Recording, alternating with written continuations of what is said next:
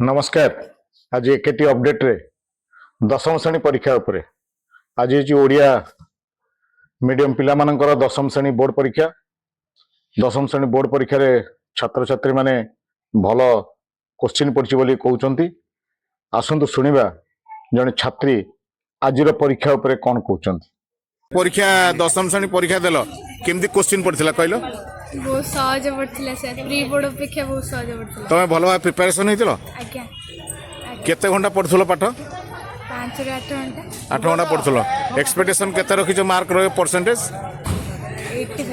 85%। Question ताले भल पड़छि ताले आगो परीक्षा गुडी को भल हबो। आज्ञा ठीक अछि गुड।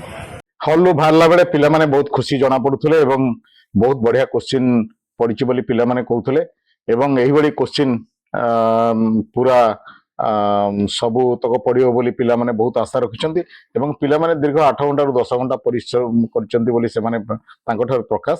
एवं आज जेते पिला परीक्षा सरला परे पिला माने हॉल रु जेते बाहरले समस्त मोरे हस थिला। आसंतु देखिबा।